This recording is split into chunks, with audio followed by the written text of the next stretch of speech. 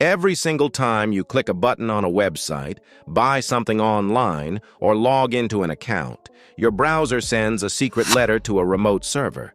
The server reads that letter, writes a secret response, and shoots it back to your screen. This silent, invisible conversation happens billions of times a day, and it runs on a language called HTTP, Hypertext Transfer Protocol. To a normal user, this conversation is completely hidden behind a beautiful user interface.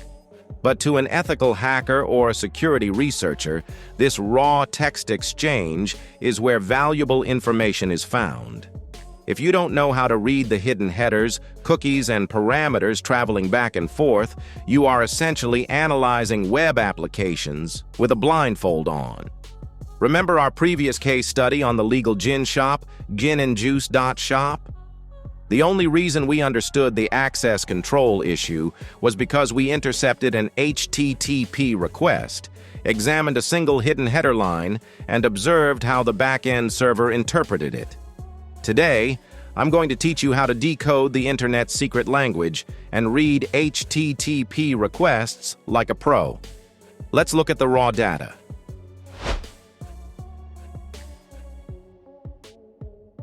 Whenever your browser talks to a server, it structures its letter into three critical parts: the request line, the headers, and the body.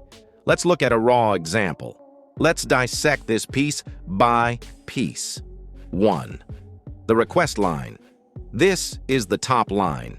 It starts with an HTTP method or verb telling the server what action to take.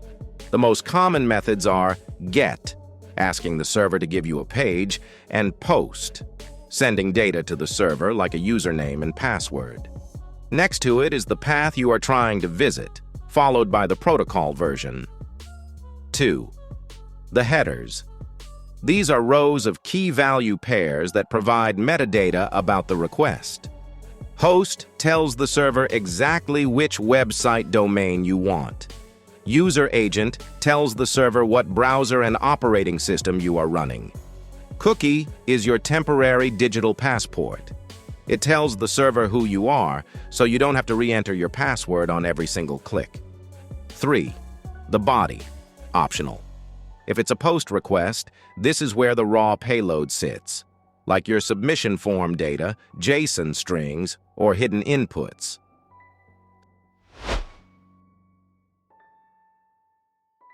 After the server processes your request, it responds with its own letter. The very first thing it gives you is a 3-digit number called an HTTP status code.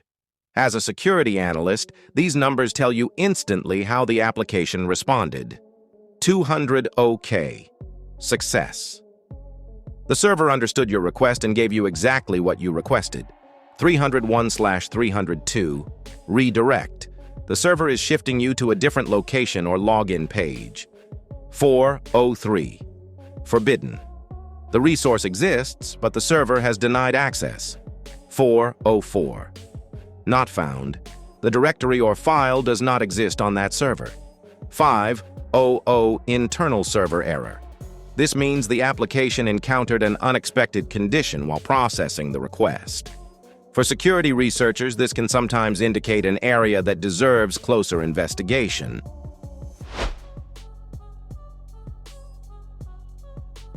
Now that you know the language, let's talk about HTTP request interpretation.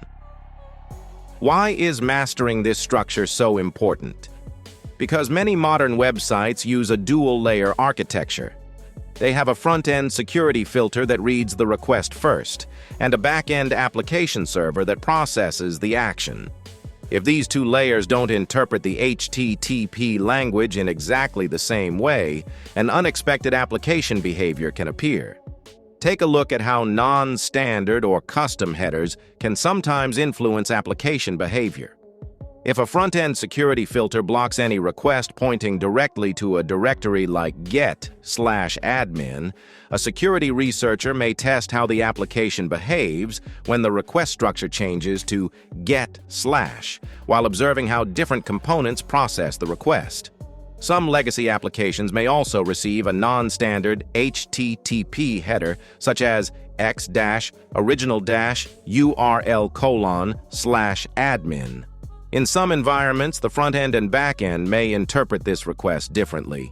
Understanding these differences helps developers identify inconsistent request handling and strengthen their access control mechanisms.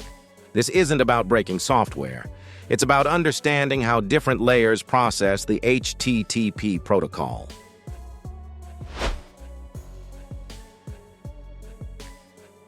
You can't analyze these advanced HTTP behaviors by just using a regular web browser like Chrome or Firefox, because browsers are designed to be obedient.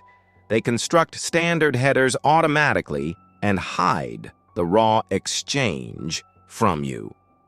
To become an effective security tester, you need a specialized proxy tool that sits directly between your browser and the internet, acting as a digital checkpoint where you can pause, read, inspect, and modify HTTP requests inside a safe testing environment before they reach the application. Now you know the hidden vocabulary of the web. You know how requests are built, how responses are evaluated, and how custom headers can influence application behavior. In Part 5, we are moving from theory into hands-on learning. We are going to build our digital security laboratory by setting up Burp Suite Professional, configuring your proxy, installing custom certificates, and capturing our very first live HTTP request in real time for analysis. I'm ACW360.